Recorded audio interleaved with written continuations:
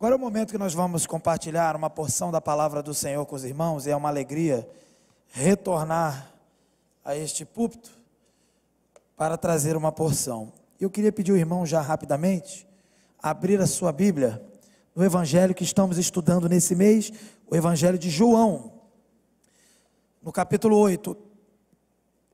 E eu separei 2 versículos para a gente ler agora, mas nós vamos percorrer, conforme está na tela, do 42 ao 59, mas eu vou fazer a leitura apenas nesse momento, do 57 e do 58. Pode passar o slide, por favor? É esse aí mesmo, que está na tela. E aí os irmãos podem acompanhar comigo a leitura. Leiamos então, verso 57. Disseram-lhe os judeus: você ainda não tem 50 anos e viu Abraão?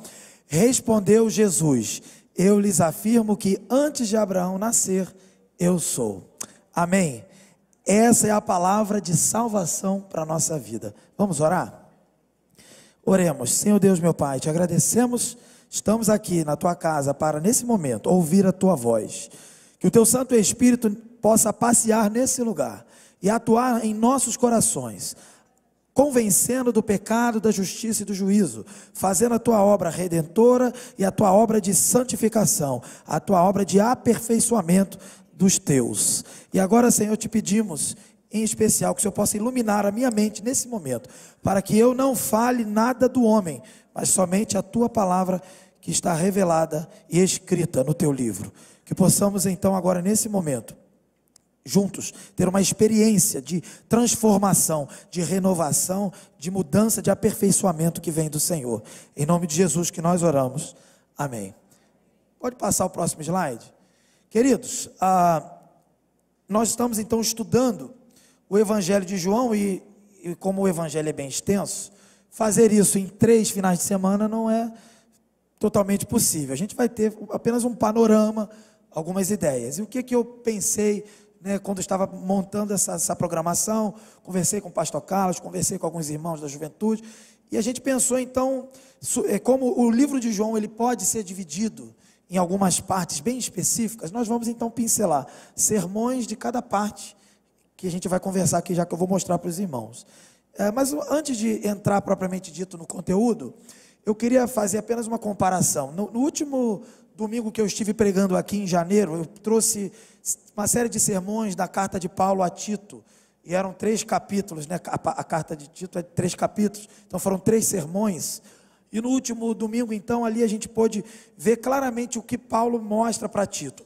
Paulo mostra que sempre haverá e sempre há uma oposição entre falsos religiosos e verdadeiros religiosos, entre uma falsa religião e uma verdadeira religião, e assim Paulo orienta Tito a então desenvolver liderança para combater, naquele contexto de Tito, a falsa religião que estava assolando as igrejas de Creta, da região de Creta. E aqui, muito tempo antes, na verdade, do que Paulo escreveu, no tempo aqui de Jesus, vemos claramente que o Evangelho de João, ele apresenta essas contradições aparentes entre velha religião e a religião verdadeira que Jesus Cristo então apresenta. Mas eu queria então falar algumas coisas para os irmãos. Primeiro, só deixar claro aqui dentro do contexto que o Evangelho de João, assim, há alguma divergência, mas há um certo consenso que ele foi escrito por volta, vamos tentar aproximar aí, do ano 50 depois de Cristo, até talvez no máximo 80, 90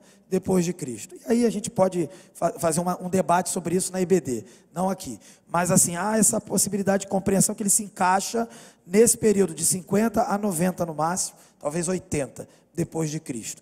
E o Evangelho de João, ele apresenta o seu propósito. Ele revela o seu propósito. Com que propósito ele foi escrito? E você pode encontrar ele, e pode passar, irmão, que acho que está na tela. No capítulo 20, no verso 30 e 31, conforme está na tela aí, na tela de vermelho aí. Jesus realizou na presença dos seus discípulos muitos outros sinais miraculosos que não estão registrados neste livro, mas estes foram escritos para que vocês creiam que Jesus é o Cristo, o Filho de Deus, e crendo, tenham vida em seu nome. Então o Evangelho de João, ele tem o objetivo que nós que estamos lendo, quem tiver acesso a esse livro, e o que foi registrado no Evangelho de João é para que possamos crer que Jesus é o Cristo, o Messias, o ungido de Deus, o Filho de Deus, conforme ele revela no início, o Verbo de Deus, e crendo tenham vida em seu nome. Então esse é o propósito do Evangelho de João, que a gente pode colocar numa frase um pouco mais técnica, né, que está aí abaixo na tela, que é essa frase aqui, ó: estabelecer relacionamentos de fé com Deus, proclamando a glória de Jesus, o Messias, o Filho encarnado, cuja vida, morte e ressurreição mediam, né, entre nós e Deus a vida eterna, graça e verdade aos crentes. E aí, como eu estava falando, o Evangelho de João ele pode ser dividido em 6 partes. Pode passar, por favor? Está na tela aí. Primeira parte, já tivemos a oportunidade de ouvir o pastor Carlos trazendo a palavra, que é o prólogo, né, do capítulo 1, do versículo 1 ao 18. E ainda no capítulo 1, também tivemos a oportunidade de ver a apresentação do Filho de Deus, que é do 19 ao 51. O seminarista César trouxe para a gente no domingo passado de manhã. A gente pregou invertido a ordem, né? De manhã, o seminarista César trouxe essa apresentação do Filho de Deus, e à noite, o pastor Carlos trouxe uma compreensão mais clara ali do prólogo, que é como Cristo é revelado, o Verbo de Deus, a inteligibilidade, conforme o pastor trouxe para nós.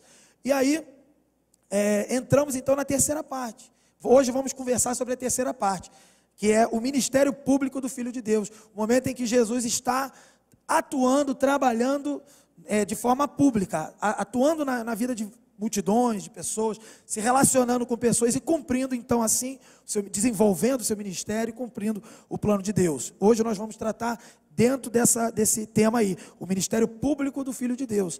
Na semana que vem teremos a oportunidade de avançar, estudando algum sermão que ainda vamos confirmar aí, no ministério particular do Filho de Deus, em que ele desenvolve de forma restrita com seus discípulos, com menos pessoas, em lugares mais restritos, e a gente vai também tratar sobre esse tema na semana que vem. E também na semana que vem, fechando então a nossa série de estudos de João, falaremos com o pastor Carlos da paixão do Filho de Deus, que é o capítulo 18 até o 20. O epílogo vai ficar para uma outra ocasião, porque não houve data, mas o epílogo eu recomendo o irmão ler. Talvez numa quarta-feira a gente pode fazer essa complementação aí do epílogo que encerra o livro. E o prólogo então, que a gente já falou na semana passada, o prólogo desse livro, ele vai lançar os alicerces do Evangelho. Ele vai apresentar Jesus Cristo como Logos, o verbo vivo, Deus de Deus, luz de luz, como vemos no credo, e o Filho encarnado de Deus, vindo à terra para revelar então o Pai e redimir quem? O pecador, o homem. E esse prólogo ele vai, já no início, o Evangelho de João, ele tem esse aspecto, ele causa na verdade o Evangelho como um todo, mas João ele é mais enfático. Quando a gente lê João, desde o início ele já nos provoca uma resposta imediata, uma reação imediata. Ou nós vamos responder com fé ou com incredulidade. Não tem como a gente ser, diante de João, diante do Evangelho de João, e diante do Evangelho como um todo, né? Diante da pregação do Evangelho de Jesus, não tem como a gente ser neutro. Ou seja, eu escuto a palavra e não faço nada. Se eu escuto a palavra e não faço nada, não tomo nenhuma decisão, não dou nenhuma resposta àquilo que eu ouvi, eu estou tomando uma decisão. Eu estou assumindo um lado, o lado da incredulidade. É isso que João deixa claro no seu Evangelho. Que aqui quem tinha contato com Jesus, ele quer mostrar isso. Quem tinha contato, ele era de fato revelado que Jesus era o Filho de Deus. Ele era de fato revelado que ele era o Verbo de Deus, que de fato ele era Deus. E assim ele deveria responder, com fé ou talvez incredulidade. E muitos responderam com incredulidade. E também muitos outros responderam com fé. É isso que nós vemos aqui no Evangelho de João. E a mensagem do Evangelho de João, para não dizer que eu não trouxe para os irmãos, o resumo, que a gente pode condensar em algumas poucas palavras, toda a mensagem desse Evangelho, pode passar, está na tela. Se eu não me engano eu coloquei. Está aí na tela, nessas poucas palavras aí da tela. A encarnação do Filho de Deus revela a sua glória divina mediante fé na pessoa de Jesus, como provisão divina para o pecado, expressando graça e verdade e superando grande oposição à sua revelação. E o texto que nós estamos já tratando, nós vamos tratar essa parte do capítulo 8, que é o ministério público de Jesus, já sendo desenvolvido, E nós vamos falar a partir do verso 42 até o 59, como eu já disse. Mas contextualizando aqui ainda o capítulo 8, o que esse capítulo 8 está acontecendo para a gente chegar nessa parte em que Jesus fala, né, que antes de Abraão nascer, antes de Abraão existir, eu sou. O que está acontecendo? A gente vai ver que ele mostra, né, esse capítulo 8 mostra logo no começo o discurso de Jesus sobre ser a luz do mundo. Há uma festa, né, no templo, a festa dos tabernáculos. E Jesus está participando da festa e cumprindo seu ministério público, pregando, ensinando, e ele fala sobre ser a luz do mundo. E depois ele vai mostrando que ele é de origem divina, e ele vai falar, vai deixar bem claro que ele é superior a Abraão. Isso vai provocar uma reação de incredulidade e vontade até de apedrejá-lo. Nós vamos ver no texto. Então esse contexto vai acontecendo quando ele, no começo do capítulo, ele vai demonstrar misericórdia, ele vai demonstrar sabedoria também, quando ele vai confrontar ali já a falsa religião, tentando acusar uma mulher adúltera, e ele vai dizer, onde estão os teus acusadores, não é isso? Ele vai dizer, quem tem pecado que atire a primeira pedra. É nesse contexto dessa festa. Aí ele já está fora do templo, lidando com a mulher adulta, depois ele volta, e é uma festa acontecendo no contexto do templo. Quando ele fala, eu sou a luz do mundo, provavelmente ele está se referindo ali a algumas velas acesas ali que tinham a ver com a festa. Tem tudo isso que a gente poderia aqui esmiuçar para os irmãos. E ele usa essas velas da festa, esse simbolismo judaico, para mostrar que aquele simbolismo se torna realidade nele. Então ele vai mostrando, ensinando, e aí ele perdoa e ajuda ali a lidar com uma situação muito complicada, que é da mulher adúltera. E depois no verso 12 ao 20, por exemplo, ele vai afirmar que ele tem o testemunho do pai dele. Quer dizer, quem é o pai de Jesus? Hoje no dia dos pais, quem é o pai de Jesus? É o Pai Celestial. E ele então fala, eu tenho o meu testemunho, que não necessariamente é válido, mas é de uma pessoa. E um testemunho, para ser válido, tem que ser de duas. Eu falo de mim mesmo, mas não só eu. O meu pai também fala de mim. Então ele vai falar sobre isso no debate que vai gerando ali com os falsos religiosos. E aí, então o apelo de Jesus para que o povo confie que ele veio de Deus, ele é recebido com perplexidade, as pessoas ficam chocadas, como ele ousa dizer que ele veio de Deus e que ele é Deus, e as pessoas ficam atônitas com essa afirmativa, e ficam confusas, e a maior parte reage com incredulidade. É isso que acontece. E aí Jesus então ele vai alcançando ali, tentando alcançar alguns e debatendo, e aí a promessa de liberdade que Jesus faz, ele vai dizer que se o Filho vos libertar, verdadeiramente sereis livres. Ele vai falar isso, por exemplo, a partir do verso 31. Então ele está falando de algo que os judeus ali aguardavam, sonhavam, mas não queriam receber, vindo de uma pessoa comum como Jesus, de uma pessoa que veio da Galileia, de uma pessoa talvez até maltrapilha, não sei, não sabemos, mas não era rico, com certeza não. Então eles não aceitavam que esse rei, esse enviado de Deus, ele viria de forma comum, de forma simples, que esse verbo encarnado, ele foi encarnado numa pessoa comum. Se fosse um brasileiro, seria um brasileiro mais comum que você puder imaginar. Como é que você aceitaria isso? Pô, um brasileiro desse aí, tem tanto brasileiro mais bonitinho, mais melhorzinho, talvez mais alto. Então o pessoal não conseguia compreender, ele era olhado com preconceito até, com certa arrogância da parte desses religiosos, inclusive. Você estudou onde? Que escola de profetas você fez? Era um negócio complicado, que Jesus ali mostrando que era Deus, dizendo que era Deus e confirmando com milagres, e aqueles homens dizendo, quem é você para falar uma coisa dessa? Então esse é o contexto. E aí, no texto que nós estamos então estudando, a gente pode dividir esse texto em duas partes. A primeira parte, o engano da religião humana, e a segunda parte, a divindade de Cristo revela a verdadeira religião. E por isso, o tema desse sermão está no alto da tela lá, ó.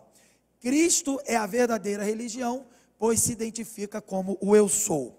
Nós vamos então trabalhar dentro desse contexto. Para quem quiser saber, né, e precisar mais informações sobre esse sermão, ele está na primeira capa do boletim, como apoio para os encontros de PGM que acontecem na nossa igreja. O irmão pode também procurar no boletim. Então, vamos falar dessa primeira parte que está na tela aí, o engano da religião humana. do verso 42 ao 47. E agora eu leio, os irmãos acompanhem, por favor. Disse-lhe Jesus: se Deus fosse o Pai de vocês, vocês me amariam, pois eu vim de Deus e agora estou aqui. Eu não vim por mim mesmo, mas Ele me enviou. Porque a minha linguagem não é clara para vocês, porque são incapazes de ouvir o que eu digo. Vocês pertencem ao pai de vocês, o diabo, e querem realizar o desejo dele. Ele foi homicida desde o princípio e não se apegou à verdade, pois não há verdade nele. Quando mente, fala a sua própria língua, pois é mentiroso e pai da mentira. No entanto, vocês não creem em mim, porque lhes digo a verdade. Qual de vocês pode me acusar de algum pecado? Se estou falando a verdade, por que vocês não creem em mim? Aquele que pertence a Deus, ouve o que Deus diz. Vocês não ouvem, porque não pertencem a Deus. É um discurso duro, é uma argumentação dura, mas necessária, porque Jesus está ali, o Verbo, Deus encarnado, revelando-se a toda criatura ali presente, vamos dizer assim, e para todos nós aqui, pois foi registrado pelo evangelista João. E ele está ali falando e mostrando, confirmando e comprovando. E os oponentes de Jesus, eles estavam até querendo pregar algumas peças em Jesus, algumas armadilhas teológicas em Jesus, para que ele respondesse errado, para que ele blasfemasse até, para que ele talvez falasse algo contra, no caso aqui específico, Abraão. Eles queriam pegar Jesus de qualquer jeito, eles queriam que Jesus de repente falasse alguma calúnia acerca de Abraão. E Jesus, embora ele vai elogiar Abraão, né, nos textos anteriores, nos versículos anteriores, ele nega uma coisa: Abraão é isso mesmo, Abraão é servo de Deus, Abraão é patriarca, Abraão é pai da fé. O problema é que vocês não estão ligados a Abraão. Aí Jesus ataca aqueles oponentes deles. Ele fala assim: vocês não têm nada a ver com Abraão. Vocês estão querendo dizer que são de Abraão, mas vocês não têm nada a ver com Abraão. E aqui a gente pode então destacar 2 pontos, né? Para a gente perceber aqui. Jesus, então, ele vai mostrar no verso 42 e 43, pode passar, por favor? Que os verdadeiros filhos de Deus, eles amam a Jesus, o enviado de Deus. E a segunda parte que a gente vai falar já já, os verdadeiros filhos de Deus ouvem as palavras de Deus. Então vamos lá. Se a gente voltar um pouquinho, eu não vou poder ler, porque é muito extenso esse capítulo, mas eu vou aqui já comentar com os irmãos. Pode anotar aí. Se a gente voltar do verso 37 até o 41, a gente vai ver justamente Jesus defendendo Abraão, né? Jesus defendendo Abraão e acusando os judeus, conforme eu falei aqui. Ele vai afirmar que eles não eram filhos de Abraão, do pai da fé.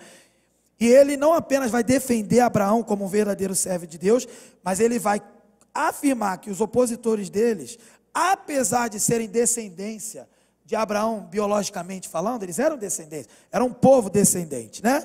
De Abraão, do sangue de Abraão, eles não eram filhos legítimos do patriarca. Hoje estamos falando do Dia dos Pais, da paternidade. E o que é paternidade legítima, né? Seria uma paternidade biológica? Aqui Jesus deixa claro que a paternidade biológica não era suficiente para aqueles opositores. A paternidade deveria ser muito mais do que biológica, acima de qualquer biologia. Ela deveria ser uma paternidade que já conhecemos, já espiritual. E aí Jesus, então, ele ataca mesmo, ele fala: ó, é isso mesmo, vocês não são filhos de Abraão. Eles bateram no peito falando: nós somos filhos de Abraão. Jesus falou: vocês não são. Eles se apegaram a uma religião humana, se apegaram ao sangue, não o sangue do Cordeiro, não o sangue de Jesus, que ainda seria derramado. Eles se apegaram ao sangue de Abraão, eles se apegaram à sua natureza, né, descendência biológica de Abraão. E Jesus disse: isso não é suficiente. Isso aqui já é um aspecto para mostrar como é que a velha religião, a religião carnal, a religião humana se comporta. E essa religião, ela nunca foi judaica. Essa religião, ela é oriunda do coração pecaminoso de cada ser humano. Todo ser humano, quando não tem Jesus, ele pratica uma religião opositora. Ele tem um Deus a quem ele serve. E ele serve ao pecado, ele serve a si mesmo, e por último ele serve a Satanás. E aqui a gente já vê que esses religiosos, por isso até devemos ter cuidado, porque nós temos que estar vigiando para que nós possamos estar servindo ao Deus verdadeiro, não ao Deus inventado, não a um ídolo construído e ainda tentando chamá-lo de Cristo e de Jesus. A gente tem que ter muito cuidado com isso, porque a gente pode se comportar de forma falsamente religiosa. E aí a gente estaria na mesma situação desses opositores aqui. Se a gente se comportar dessa forma, é porque então a gente está debaixo da mesma situação desses opositores de Jesus. Nós não temos paternidade de Abraão, não temos nenhuma paternidade espiritual na linhagem do povo de Deus. Nós somos de uma religião morta, seríamos de uma religião realmente falsa. E aqui então, Jesus então ali conversando com eles, fala isso, e aí ele vai argumentar que, por que ele afirma isso? Ele afirma isso, que eles não são filhos de Abraão, porque Abraão tinha obras que acompanhavam a sua fé. Ele era o pai da fé, e ele mostrou isso, e Paulo vai reforçar, e Gênesis também fala, que ele encontrou graça de Deus na fé. Ele creu em Deus, e isso foi imputado nele como justiça, e sim, ele era um servo de Deus. Agora, ele tinha a obra que o acompanhava, ele tinha um comportamento de um servo de Deus, e Jesus deixou claro aqui, para se afirmar filho de Abraão, é necessário ter comportamento semelhante ao de Abraão, é necessário ter uma vida coerente, nesse contexto aqui, a Abraão, e por isso que eu citei então a carta de Tito, porque Paulo justamente estava falando que ali no contexto de Tito, haviam falsos pregadores, falsos evangelistas, que sejam hereges, que estavam com discursos religiosos, com muitas preocupações, com pseudas preocupações, tentando amar muito, mas na verdade desarticulando, criando confusões, e afastando as igrejas do caminho do Senhor. E essas pessoas que se arrogavam religiosas, arrogavam pertencentes ao povo de Deus, elas eram falsas também no tempo de Tito, em que Paulo escreve para eles. E elas eram mal intencionadas. E elas não tinham obras, essa é a questão.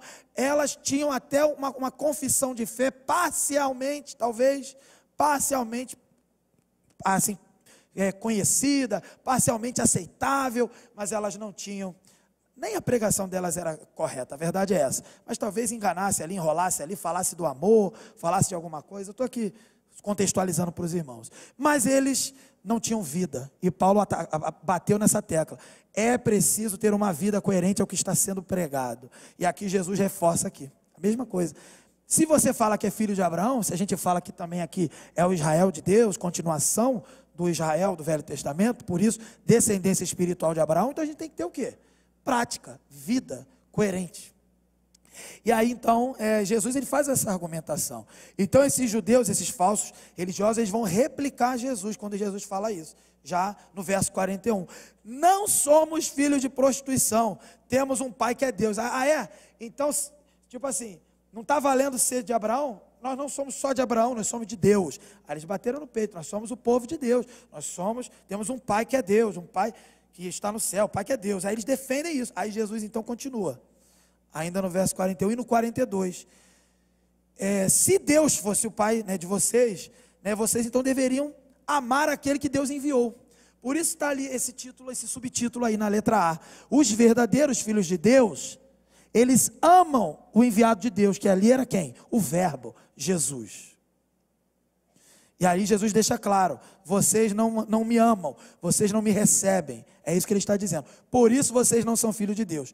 Já era uma palavra duríssima, vocês não são filhos de Abraão, vocês não são filhos de Deus, mas Jesus continua, ele continua e fala assim, Jesus afirma que por causa dessa filiação ilegítima que eles tinham, ou seja, eles eram filhos ilegítimos, ou seja, não eram filhos, tentavam se fazer herdeiros, tentavam se fazer ali filhos, mas não eram. Eles então tinham uma outra paternidade, uma paternidade totalmente equivocada e terrível. Jesus vai dizer que eles eram filhos do diabo, mas nós vamos falar já já. A questão dessa paternidade ilegítima, ela mostrava uma coisa no verso 42, que eles tinham incapacidade de compreender a linguagem. Ele vai falar isso aí no verso 42. Vocês não compreendem a minha linguagem, porque vocês não são filhos de Abraão, nem filhos de Deus. Vocês não compreendem por isso. Vocês não têm condições, não fazem parte de um povo que teria condições de compreender as verdades ou a verdade do reino de Deus. É óbvio que Jesus ele não vai negar a verdade do Antigo Testamento, ou seja, claro que eles eram povo de Deus nesse sentido, né? Povo do Velho Testamento, com a linhagem que chegou até Jesus inclusive, eles eram, mas ele nega o seguinte, a aplicação dessa paternidade de forma transformadora, de forma até salvífica. Isso Jesus negou. Vocês não têm condições de acessar salvação, de acessar esse tipo de paternidade maior, espiritual. Vocês podem ser só biológicos, mas isso não se aplica espiritualmente a vocês. Vocês são de carne, mas vocês não são do espírito. E o motivo já tinha sido falado, né? Eles não tinham essa filiação espiritual. Eles, não importa, eles poderiam tentar dizer que o pai deles era Abraão, ou o pai deles era Deus, mas na verdade, eles não eram filhos nem de Abraão, nem de Deus, porque dependia de uma filiação não apenas sanguínea, mas espiritual. E agora sim, na segunda parte aí, os verdadeiros filhos de Deus ouvem as palavras de Deus, as suas palavras. E o verso 44, 47, a gente pode ver aí, Jesus ele vai chegar no auge então dessa acusação, como eu estava dizendo. Ele vai falar que eles não eram apenas filhos de Abraão e filhos de Deus, eles eram filhos do diabo. E por que Jesus chama eles de filhos do diabo? Porque eles estavam fazendo o que o diabo faz. Porque as obras deles eram coerentes às obras do diabo. Se Jesus disse que vocês não podem ser filhos de Abraão, porque não agem como Abraão, vocês não podem ser filhos de Deus, porque não amam o enviado de Deus, não recebem o enviado de Deus, vocês também, na verdade, têm um pai, porque o que vocês fazem, tem alguém que faz, é o diabo. Então Jesus dá uma pancada assim, já deixar nocauteado, e chega e fala, vocês são filhos do diabo. Ele afirma que eles estavam fazendo a vontade do diabo, que eles não queriam a verdade, assim como o diabo também, porque o diabo é mentiroso, é o pai da mentira. Ele disse isso para esses falsos religiosos, e nós temos que estar atentos, porque se cedermos para o pecado, para a carnalidade, nós podemos cair nesse pecado da mentira, de não aceitar a verdade que estava diante dos olhos, ali Jesus. E veja, então, eles estavam cheios inclusive de ódio, ao ponto de querer matar Jesus. Jesus fala isso, eles queriam matar Jesus, eles não aceitavam de jeito nenhum, e esse ódio, e essa contrariedade à verdade sendo revelada a eles, isso era uma prova de que não só eles não eram filhos de Deus e de Abraão, mas eles eram filhos do diabo e agiam como o diabo. E biologicamente, já falamos, eles eram filhos de Abraão, mas moralmente e espiritualmente, eles eram filhos do diabo. Eram filhos do pai da mentira e não criam em Jesus, que era a verdade, verso 45. E a grande tragédia do mentiroso, não é apenas que ele vai enganar a si mesmo e as outras pessoas, mas que ele não vai praticar e nem vai defender a verdade. O mentiroso não só vai falar mentira, mas ele não vai buscar em nenhum momento a verdade. Isso é a falsa religião. A falsa religião, ela defende a mentira. E a gente tem vivido em tempos diversos, aí, de vários contextos de trabalho, na sociedade, né, na própria igreja, na escola, na faculdade, seja onde for, quando você vai no mercado, na padaria, sei lá onde, no contexto lá fora, a gente está lidando sempre com a verdade e com a mentira o tempo inteiro. E a verdadeira religião escolhe a mentira, aliás, a falsa religião escolhe a mentira, e a verdadeira religião, ela vai escolher a verdade, porque ela foi revelada dessa verdade, ela recebeu, amou a verdade, e ela recebeu essa verdade. E quem não consegue aceitar a verdade, está descambando para a mentira, está tendo um perigo aí, ó. Se já não faz parte desse povo, filho do diabo, está querendo fazer parte. E o verso 46, né, e o 47, Jesus ele vai reforçar a sua impecabilidade, ou seja, ele realmente não peca. Ele vai dizer, por acaso eu tenho pecado? Veja aí no 47, voltar aqui, 46, perdão. Qual de vocês pode me acusar de algum pecado? Se estou falando a verdade, porque vocês não creem em mim? Quer dizer, vocês não têm do que me acusar, não tem. E veja, vale frisar uma coisa, Jesus aqui, ele não está se defendendo, ele está querendo revelar a verdade. Não é uma defesa de alguém que está sendo injustiçado, ele está querendo revelar a verdade. Nós vamos ver mais à frente. Mas veja, Jesus então ele reforça que ele não peca, ele não está cometendo pecado. E aí no verso 47 ele vai deixar claro o seguinte, né? Vocês não ouvem porque não são de Deus. Simples assim. Quem não ouve a verdade, quem não escuta o que eu estou falando, quem não escuta o verbo de Deus falando, não escuta porque não é de Deus. Simples assim. E é interessante como João é simples. E se você for para as cartas de João, ele vai falar algo nesse sentido também. Quem não ama, não conhece a Deus, porque Deus é amor. É tão simples. Não ama, não conhece a Deus. Se ama, conhece a Deus. Fácil, não é? Difícil é viver, mas fácil de entender. João é didático. João é bem didático. Aqui ele fala assim, ó, vocês não me escutam, por quê? Porque não são de Deus. Simples. E às vezes a gente complica tanto, né? É simples. Irmão, está em pecado? Eu imagino que o irmão seja de Deus, mas cuidado que o irmão pode estar se comportando como alguém que não é de Deus. Por quê? Porque o irmão não ouve a verdade, o irmão quer viver na mentira. Então, irmão, quem quer a verdade, ouve a verdade. Quem é de Deus, aceita a verdade de Deus. Abandona a mentira. É tão simples trabalhar com o Evangelho de João. Por isso a gente recomenda que as pessoas que vão ler a Bíblia pela primeira vez, leiam o Evangelho de João. Porque ele já provoca desde o início, ou você crê ou você não crê. Tome uma decisão. Se você tomar uma decisão de incredulidade, tudo que você lê ali a princípio vai ser condenação para a sua vida. Mas, na medida que o Espírito Santo convence, aquilo se torna salvação para você. Agora veja, vamos então à segunda metade do texto e final, né? Que é a segunda parte. Falamos então da falsa religião. A falsa religião, o engano da religião humana. Agora nós vamos falar que a divindade de Cristo revela a verdadeira religião. Verso 48 até o 59. Os judeus, né, quando Jesus perguntou sobre, vocês não são de Deus, eu não tenho pecado, vocês não me ouvem, vocês não são de Deus. Aí continuando, né, 48. Os judeus lhe responderam, não estamos certos em dizer que você é samaritano e está endemoniado? Disse Jesus, não estou endemoniado, pelo contrário, honro o meu Pai e vocês me desonram. Não estou buscando glória para mim mesmo, mas há quem a busque e julgue. Asseguro-lhes que se alguém guardar a minha palavra, jamais verá a morte. Diante disso, os judeus exclamaram, agora sabemos que está endemoniado. Abraão morreu, bem como os profetas, mas você diz que se alguém guardar a sua palavra, nunca experimentará a morte. Você é maior do que o nosso pai Abraão? Ele morreu bem como os profetas. Quem você pensa que é? Respondeu Jesus, se glorifico a mim mesmo, a minha glória nada significa. Meu Pai, que vocês dizem ser o Deus de vocês, é quem me glorifica. Vocês não o conhecem, mas eu o conheço. Se eu dissesse que não o conheço, seria mentiroso como vocês.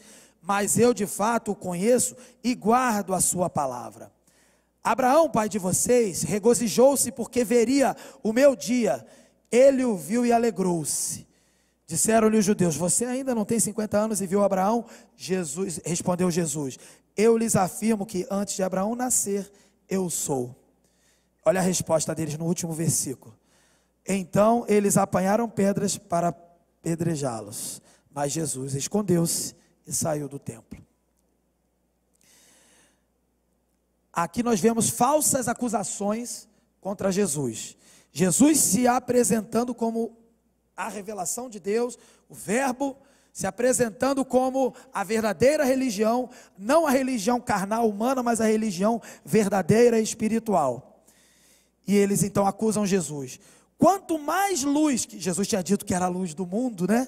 Quanto mais luz era lançada ali, Jesus ia lançando luz sobre eles, mais cegos e prisioneiros do pecado, da escuridão eles ficavam. E em vez deles aceitarem a verdade, e crerem em Jesus, os judeus se colocaram contra Jesus, queridos. E eles fizeram duas acusações pesadas, levianas. A primeira dessas acusações, ela era cheia de preconceito. Eles chamaram Jesus de samaritano no verso 48. Eles afirmaram que Jesus era como que fosse um homem mestiço e por isso abominável. Não se sabe ao certo os motivos, a gente pode aqui ter duas possibilidades, né?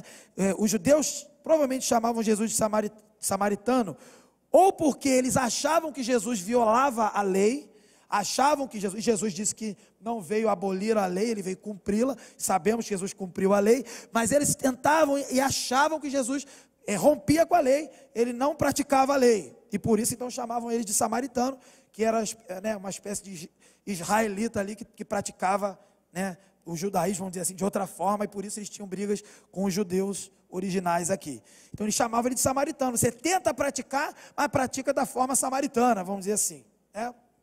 Então é uma possibilidade. A outra possibilidade, que chamaram ele de samaritano, que era assim um xingamento, porque era um povo que eles consideravam inimigo, ou um povo inferior, coisa do tipo. Então, talvez eles chamassem, porque Jesus, né, veio da Galileia. A gente canta aí a música famosa, Galileu, Jesus. Então, ele veio da Galileia, ele era galileu, e a Galileia era próxima, geograficamente, a Samaria. E como ela era próxima, naturalmente que havia cruzamento de fronteira, né? Então, assim, tinha samaritano na Galileia, tinha galileu na Samaria, e assim Jesus tinha contato com o samaritano, e uma prova disso, em João 4, quando Jesus vai lá ver a água do poço lá, encontra com uma mulher que é identificada como samaritana. Tá certo? Então Jesus ele encontrava com samaritanos, é uma possibilidade.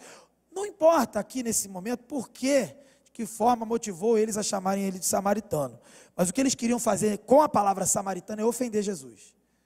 É dizer que Jesus era inferior, que Jesus não apenas ele era comum como um judeu, ele era abaixo de um judeu. Jesus já não poderia ser como Abraão, mas não, tinha que ser menor do que um judeu. O que Jesus estava falando, o colocava como menor do que um judeu. E aí a segunda acusação, a primeira foi com esse preconceito todo, para ofender Jesus.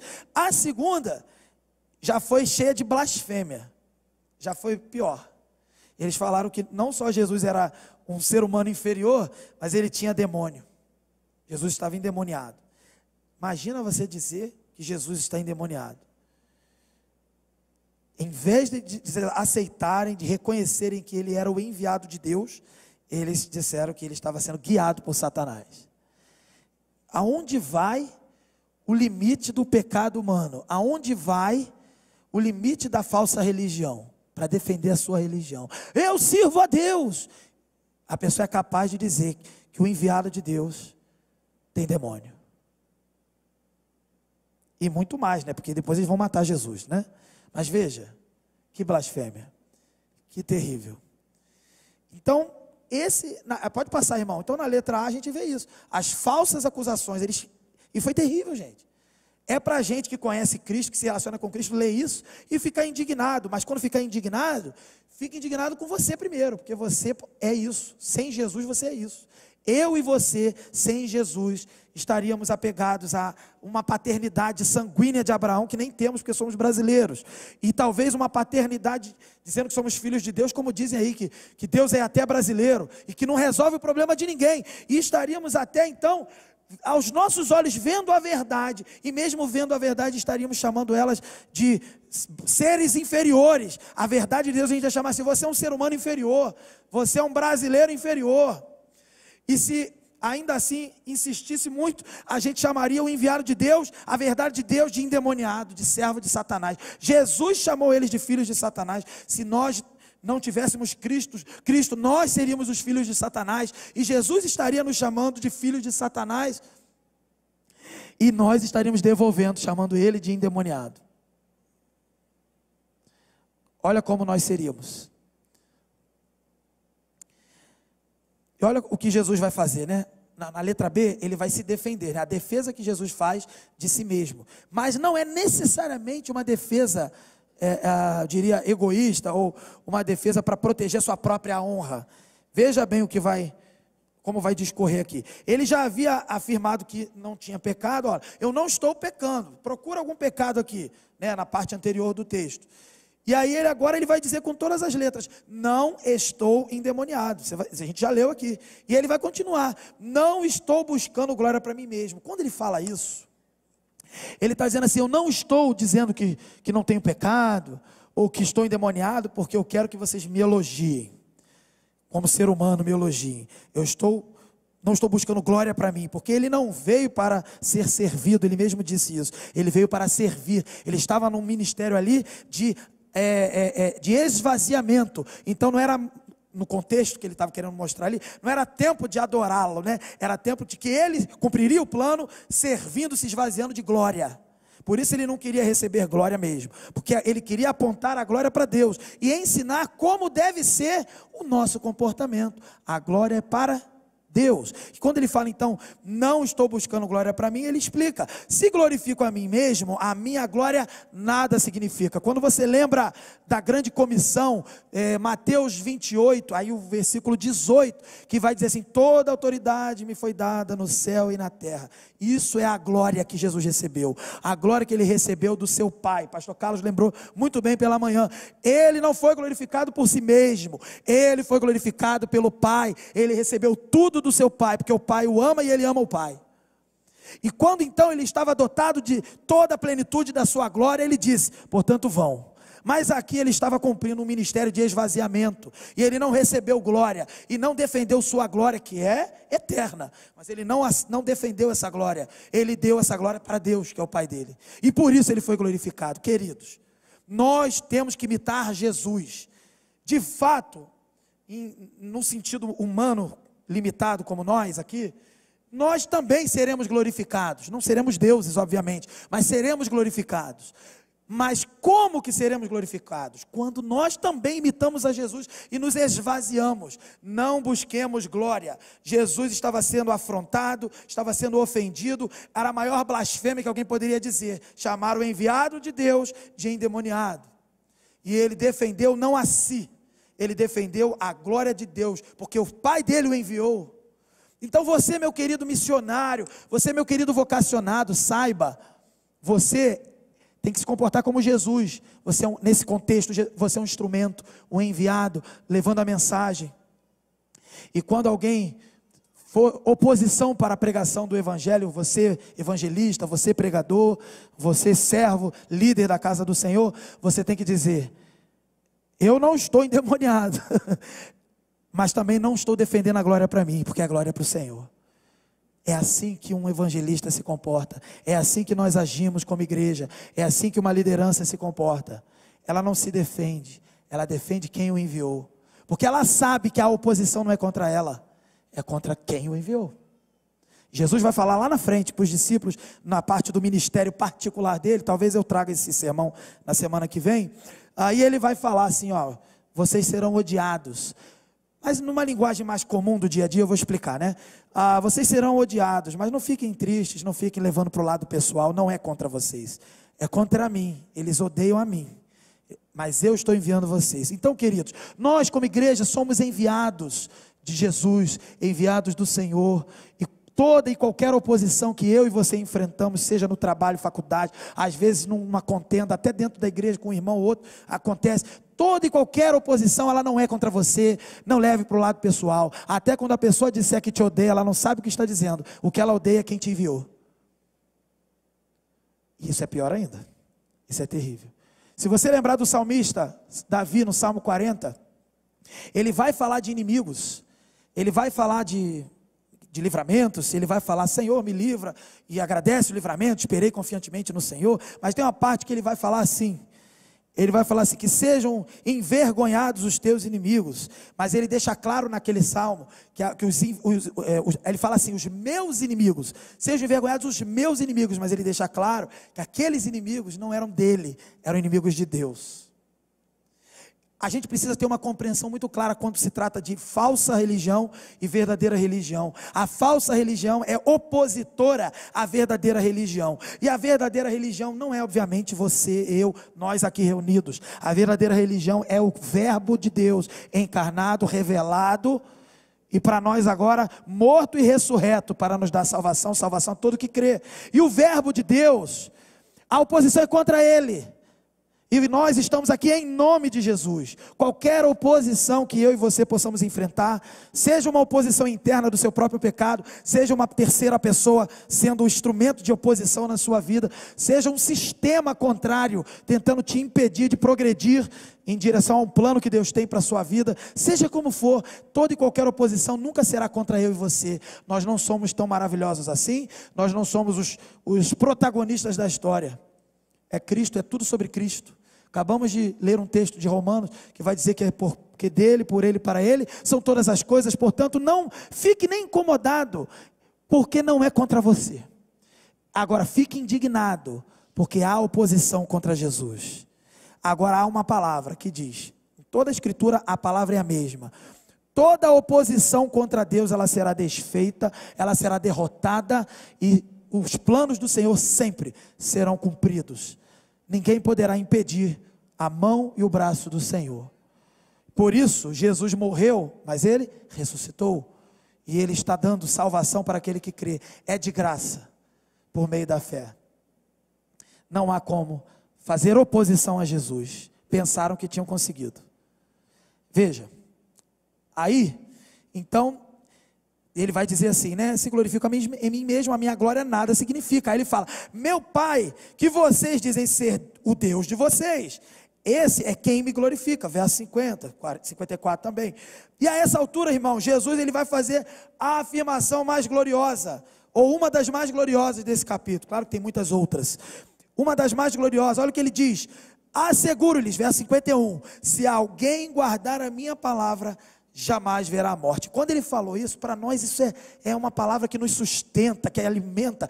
Para ele gerou ódio, para ele gerou raiva. Eles falaram: como você ousa dizer que você está acima da morte? Porque os grandes homens enviados de Deus, Abraão, os profetas, todos experimentaram a morte. Então você está dizendo que você é superior a todos eles? Sim, ele está dizendo isso. É claro que ele está dizendo isso. E eles não conseguiam ver diante dos seus olhos. Queridos, às vezes nós estamos com a verdade de Deus diante dos nossos olhos e preferimos nos apegar à falsa religião. Devemos nos apegar à verdade que confronta a lógica humana, que confronta a física, a química, a matemática, a ciência e todo o saber que possa existir. Um ser humano, Jesus no caso, que vence a morte e vence para trazer toda uma prole com ele, para trazer toda uma família de irmãos com ele.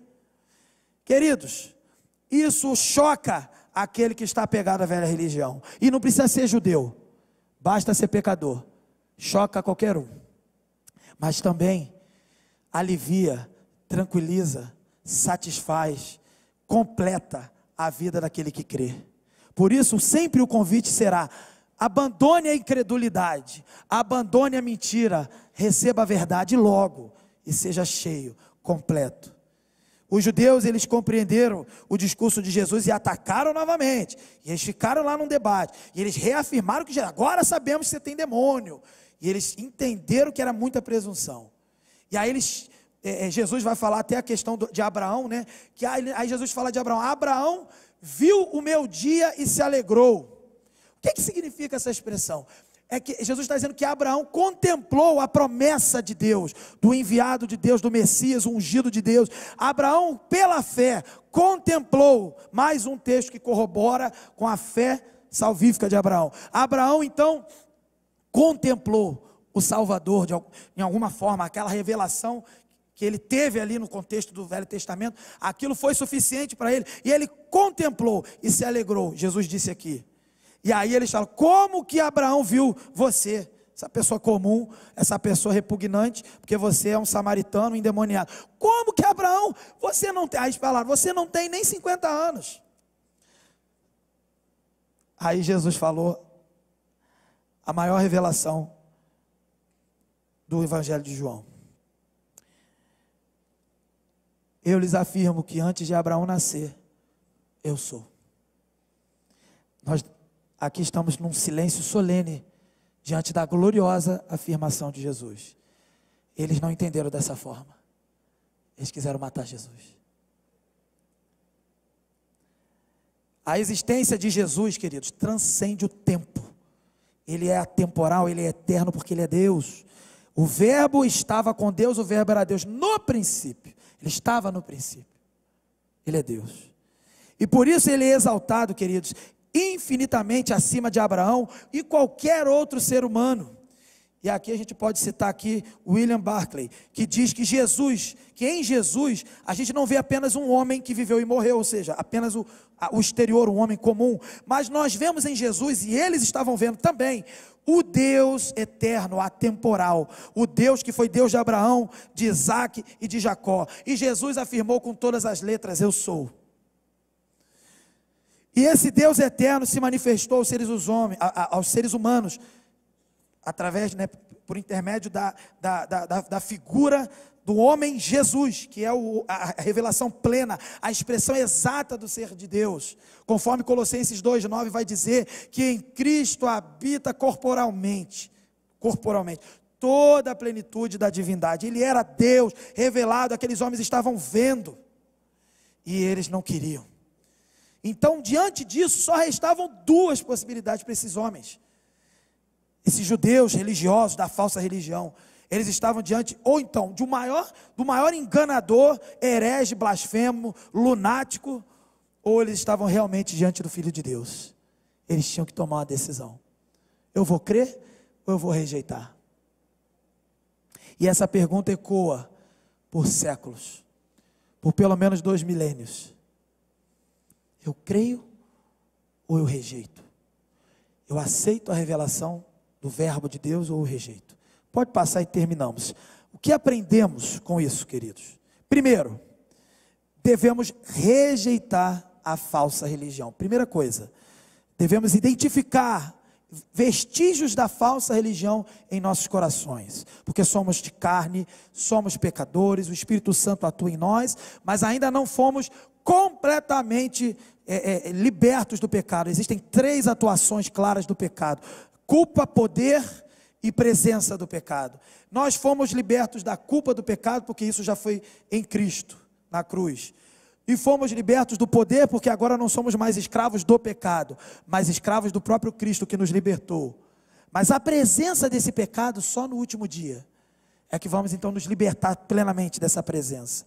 E enquanto estamos em luta com a nossa vontade espiritual, o Espírito Santo atuando em nós, nos santificando, nos aproximando de Deus, nos aperfeiçoando, nos buscando, nos trazendo à igreja, nos levantando para orar, para ler a palavra, nos colocando diante dos nossos irmãos para ter comunhão e assim por diante, toda a vivência do cristianismo e o Espírito Santo então atuando em nós, e nós também nos esforçando. Enquanto o Espírito Santo está fazendo isso, tem a vontade de pecar o tempo inteiro, tem a vontade de fugir, de rejeitar a verdade o tempo inteiro, tem a vontade de abraçar a mentira o tempo inteiro. Nós usamos esse texto sempre para expressar como exemplo, e Paulo ele fala isso claramente: aquele que está de pé, cuide para que não caia. Temos que estar atentos. Então, por isso, queridos, o que aprendemos aqui é que devemos rejeitar a falsa religião. Assim como esses judeus do tempo de Jesus, a gente deve rejeitar as obras da mentira, da inveja e da morte. A gente deve dizer não, queridos, para a nossa natureza pecaminosa, essa natureza carnal que vai imitar o diabo, a natureza do diabo. Nós não podemos ser imitadores, queridos, do diabo, disfarçados de religiosos. Nós devemos ser imitadores de Jesus. Não podemos ficar fazendo discurso religioso imitando as obras da mentira. Nós devemos imitar a verdade revelada, Jesus Cristo. Segundo ponto, devemos reconhecer a Cristo como a verdade. Os judeus, queridos, eles não creram em Jesus. Muitas vezes a gente tem dificuldade de reconhecer, inclusive nos tempos atuais, as características divinas de Cristo. A gente fica apegado a práticas religiosas, muitas vezes. A gente não está disposto a reconhecer Cristo como Senhor, às vezes, da nossa vida. A gente quer governar. A gente não quer reconhecer Cristo como Deus. A gente quer outro Deus. Quer talvez criar um novo Cristo, um falso Cristo, ou até um anticristo, dizendo que é o Cristo. A gente tenta fazer isso. A gente prefere reconhecer Jesus apenas em alguns aspectos. A gente escolhe o Cristo que nos ama, mas a gente não quer amar como Ele amou. Às vezes acontece a gente aceitar o amor dele, mas não quer reproduzir esse amor. A gente prefere até corrigir, criticar as pessoas, pensando no bem delas, ou às vezes a gente extrapola e até é injusto com algumas pessoas, dizendo que é para melhorar. A gente acaba sendo até legalista, talvez, talvez severo demais, e a gente não aceita quando Cristo diz para a gente assim: vá e não peques mais. A gente quer que o outro não peque e a gente está aí. Não, para mim está tranquilo, mas para o outro, aquele ali, aquele ali está errado. A gente não pode ser assim. A gente não pode cair nisso. A gente quer um Cristo pela metade. E a gente não pode ser assim. A igreja do Senhor não é assim. A igreja do Senhor ama a verdade por inteiro, ama a verdade de Jesus. Jesus, o verbo encarnado que se fez homem ali, carne, e revelou a glória de Deus, e uma glória que salva, mas também uma glória que santifica, uma glória que não compactua com o pecado e com a mentira, e Ele é glorioso em todos os seus aspectos e atributos, e a gente consegue dar glórias a Deus pelo amor, pela misericórdia, pela fidelidade, e a gente tem dificuldade de dar glórias a Deus pela santidade, pela impecabilidade, pelo juízo, pela disciplina dele sobre nossas vidas. Devemos amar o verbo de Deus por inteiro, senão estamos tentando ainda nos apegar à falsa religião, à religião da mentira. Terceiro, devemos praticar a verdadeira religião obedecendo a Cristo. Fica claro no texto que os judeus, eles não eram de Deus. Jesus deixou isso claro, e por isso eles não aceitaram e nem colocaram em prática o bom exemplo de Abraão, a palavra revelada de Deus, e nem o que Jesus estava ensinando. Queridos, se somos de Deus, a evidência clara disso tem que ser, deve ser, em toda a Escritura, no Novo Testamento principalmente, também, você vai ver isso. Tem que haver uma coerência entre conhecer a verdade, saber sobre a verdade e ter experiência com essa verdade ao ponto disso te transformar. Você tem que ter uma conduta coerente. Por isso Jesus, ele disse assim, no verso 51, se alguém guardar a minha palavra, jamais verá a morte. Teoria sem prática, queridos, moral sem ética, doutrina sem testemunho, tudo isso é hipocrisia. Legalismo, evidência da falsa, da mentirosa religião. Devemos entender e nos apegar à verdadeira religião, que é uma entrega total a Cristo e obediência à sua palavra. Ele nos dá a oportunidade todos os dias, e Ele nos salva e nos liberta do pecado, e por isso devemos adorá-lo e glorificá-lo eternamente, e nos apegar a isso. E por último, devemos ser totalmente identificados com Cristo. Quando os judeus arrogaram para si serem filhos de Abraão, queridos, eles foram rapidamente refutados por Cristo, e a base para a argumentação foi simples: aquele que é filho é identificado com seu pai. Se nós somos filhos de Deus, se nós fomos resgatados das trevas para o reino da luz, nós temos que nos comportar e agir como seres de luz, como seres do reino de Deus. Temos que ser identificados com o nosso Pai. O que Jesus nos ensinou até aqui, que nossas atitudes devem expressar. Temos que expressar, não as nossas preferências, mas expressar o caráter bom, santo, justo, amoroso, compassivo de Deus. E devemos, queridos, evidenciar, tem que ser visível, com obras, que somos filhos de Deus. E para isso, queridos, nós devemos então, Jesus falou no verso 42, amar a Cristo, e no verso 51, obedecer a sua palavra. Concluindo, pode passar, querido, terminando, concluindo. Talvez você que me ouviu até aqui, talvez você entendeu que tem vivido baseado numa falsa religião, na religião de discursos belos, espirituais, e talvez com pouca atitude real, verdadeira. A palavra que Jesus traz para nós hoje é uma só. Se você está nessa situação, tome hoje a decisão de mudar. Querido, entregue-se por completo a Cristo, hoje. Clame por Ele, por seu amor, por seu perdão, por sua misericórdia. Querido, não perca tempo, não tenha o diabo como seu modelo, não seja identificado como um falso religioso, que rejeita a Cristo, o verbo de Deus, diante dos olhos. Às vezes você pode estar preferindo um Messias que você construiu, um Cristo que você esculpiu de madeira, de barro ou na sua própria mente. Abandone esse ídolo. Entregue-se à verdade de Jesus, a verdade revelada. Jesus Cristo disse: eu sou o caminho, a verdade e a vida. Ninguém vem ao Pai a não ser por mim. João 14, 6. Que Cristo, queridos, seja formado em nosso interior como igreja, igreja do Senhor Jesus, que sejamos feitos à imagem e semelhança de Deus, e que não estejamos formando Deus à nossa imagem. Não sejamos hoje encontrados como perseguidores da verdade, da verdadeira revelação de Cristo, do eu sou, queridos. Fazer isso é inútil. Quem está fazendo isso é inútil. E a consequência é inevitável. É a morte eterna. Não persigamos, Senhor, queridos, quem tem obedecido a Cristo. Temos aqui servos de Deus que buscam obedecer ao Senhor. Que não nos encontremos perseguindo os nossos irmãos que obedecem a Jesus. Por que isso? Que possamos nos unir aos irmãos que fazem parte dessa verdadeira religião, que são filhos de Deus de verdade, não filhos biológicos de Abraão, mas filhos espirituais, comprados com preço de sangue, o sangue do Cordeiro. Queridos, persistir no erro será fatal para qualquer um que ousar insistir. Não adianta se colocar no caminho, se colocar no meio do caminho da revelação de Deus. Ele vai cumprir o plano dele, comigo ou semigo, com você ou sem você. Não seja encontrado como um opositor. Persistir nesse erro é inútil. E sabe o que vai acontecer? O que aconteceu aqui. Cristo sempre vai vencer.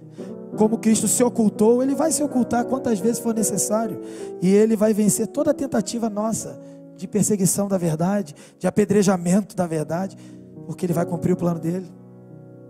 Perseguição a Jesus e seus discípulos nunca vencerão. A igreja do outro lado do mundo tem sido perseguida. Nós não sabemos ainda o que é uma perseguição. Nós estamos às vezes lidando com pequenas amostras de uma perseguição.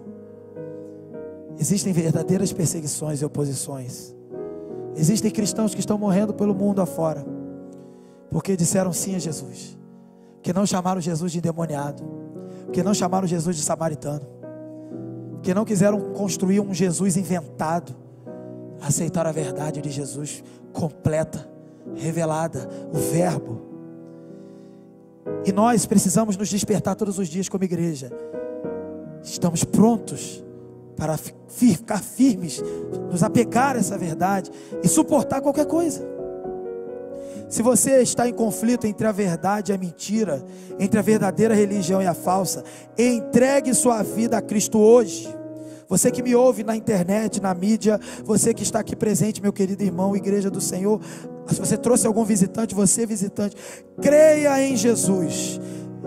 O Evangelho de João deixa claro, decida, ou creia ou não creia. E eu digo, não ignore porque você escolheu não crer.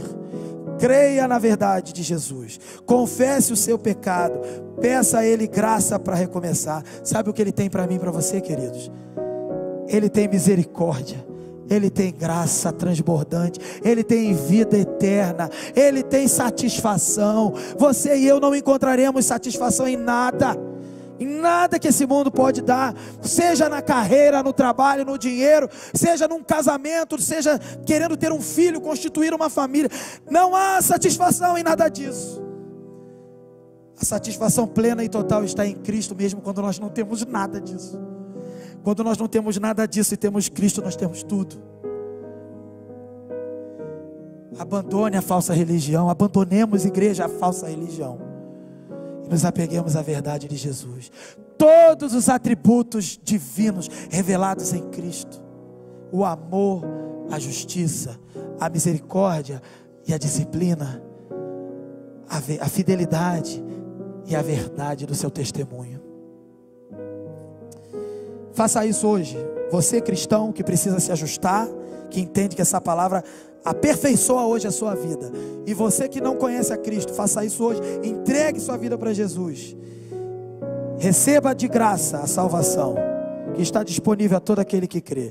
E seja transformado cada dia numa pessoa semelhante a Cristo. Que possamos como igreja, queridos, estar firmados na maior revelação de Deus. E o verbo era Deus, o verbo se fez carne e habitou entre nós. E essa última que eu li: antes de Abraão nascer, eu sou. Que Deus dê a todos nós condições de sermos fiéis à sua palavra, reproduzindo a partir de Cristo a expressão, o caráter divino, para que multipliquemos, queridos. Esse é o nosso papel, multiplicar por todo o mundo o evangelho da salvação, transbordando a mensagem, e não apenas mensagem, mas as boas obras de obediência a Deus, provenientes dessa graça maravilhosa que nos alcançou. Que para tanto o Senhor nos abençoe. Senhor Deus, completa a tua obra em nosso meio, que o teu Espírito produza em nós mudança, e que abandonemos todo vestígio da falsa religião, e que estejamos apegados à tua verdade, porque tu és a verdade, em nome de Jesus.